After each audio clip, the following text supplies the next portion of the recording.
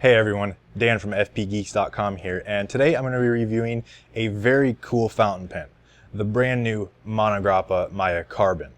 The new Miya Carbon combines carbon fiber, sterling silver, and celluloid available in 3 different colors, all into one pen. As far as I know, this is the 3rd iteration of the Miya, and while they're all very similar, there are some key differences with the new Carbon.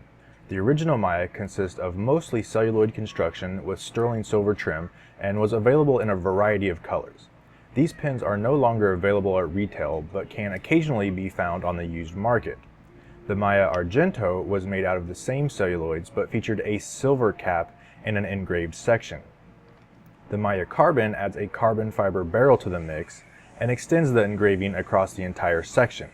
The engraving details are a little different on each pen, with the Miya featuring the Greek key design, the Argento a crosshatch design, and the Carbon using whatever this shape is called.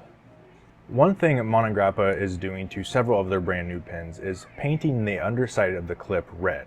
It's difficult to catch on video, but you can kind of get a glimpse here and you can see its reflection pretty easily. It's a subtle detail that adds a little more flair to an already flamboyant pen. My favorite part of the pen really is the celluloid though. Montegrappa's celluloids are quite stunning, and the yellow one here does a good job at showing off the amount of depth they have. The orange is very nice and, like the yellow, provides a strong contrast to the carbon fiber barrel.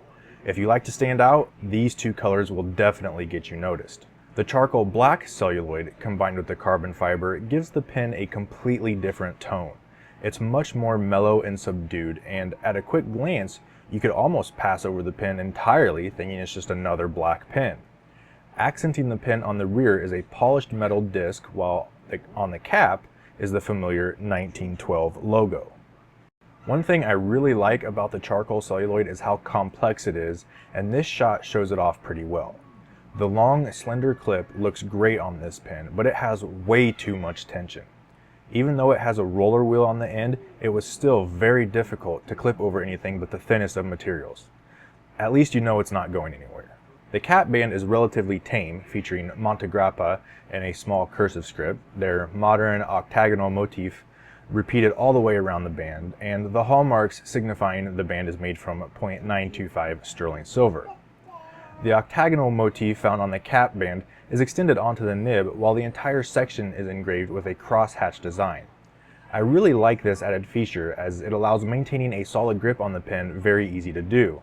And just so there's no confusion, yes, the section is made from sterling silver too. The nib, however, is rhodium plated 18 karat gold and comes in a variety of sizes, including extra fine, fine, medium, oblique medium, broad, extra broad, oblique broad, and stub. The Miya Carbon is a mid-size pen and a little thicker than most others in its size class. From left to right, we have the Pelikan M200, the Pelikan M805, the Montblanc 146, the Miya Carbon, the Montegrappa Extra 1930, the Extra 1930 Contempo, the Extra 1930 Odo, the Montblanc 149, and the Pelikan M1000. You can get a good look at the pen's exaggerated cigar-shaped profile and how much the barrel really swells out. The number 6 nib looks good in the Miya, even next to all those other massive nibs. Posted, the Miya is actually kind of small. It's not much larger than the Pelikan M200, but it is definitely heavier and thicker, and that's instantly felt in the hand. The pen settles comfortably into your grip, and the large swell in the barrel fills the space nicely. I found the pen very usable when not posted, but doing so didn't raise any issues. The cap posts very securely and sits well down on the barrel.